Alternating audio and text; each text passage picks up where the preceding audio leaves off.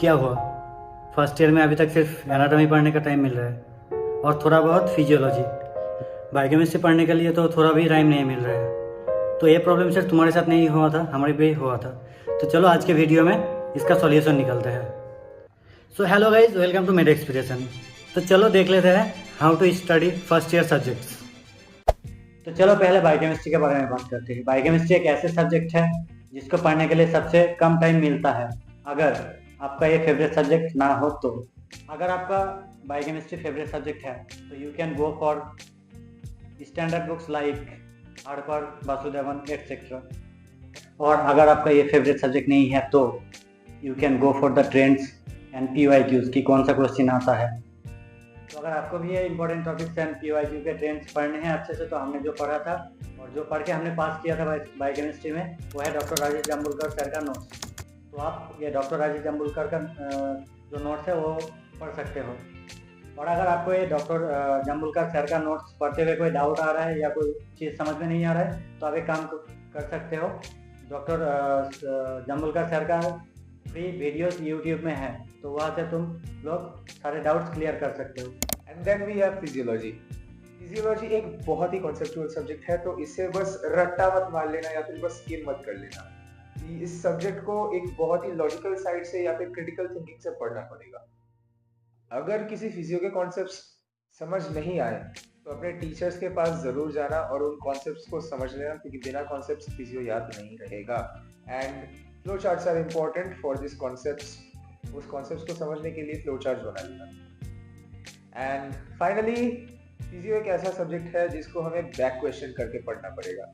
Like अगर कोई fact हमने पढ़ लिया, कि मान लो ये रैंडम फैक्ट जो आपके स्क्रीन के ऊपर है, तो इस फैक्ट को पढ़ने के बाद खुद से इसका रीजन निकाल लो और फिर देख लो कि ये रीजन सही है या फिर नहीं।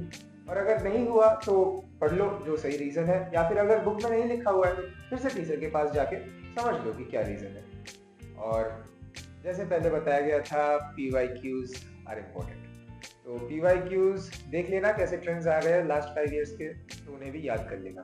फर्स्ट ईयर में जो अपना मोस्ट ग्रेटेस्ट सब्जेक्ट है वो है एनाटॉमी। और एनाटॉमी को पढ़ने कैसे पढ़े, ये सब के बारे में भी बहुत डाउट्स होते हैं।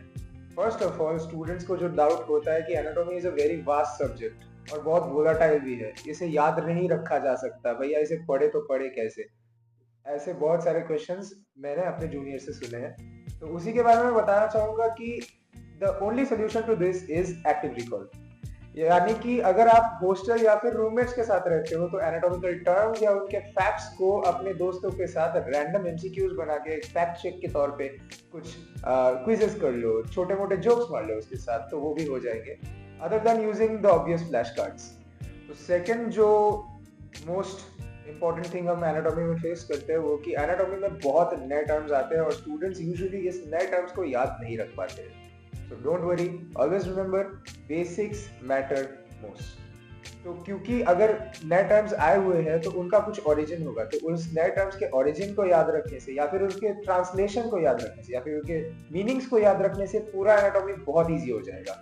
Number 3, visualisation is a major part of anatomy. तो इसीलिए कैटेगरी कोर्स होने के बाद ज्यादा से ज्यादा टाइम प्रैक्टिकल में लगा दो, ठीक है।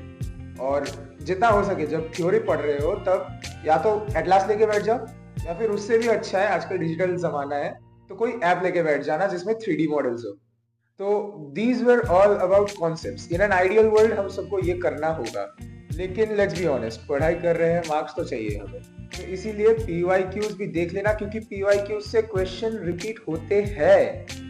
ये था guys on how to study first year. लेकिन स्टडीज के अलावा भी MBBS लाइफ में बहुत कुछ आते हैं जो हमें फेस करना पड़ता है अपने फर्स्ट ईयर में। तो उसी के लिए अगर आप देखना चाहते हैं how to survive first year, then please click on this video जो अभी आपके स्क्रीन में आ रहा हो।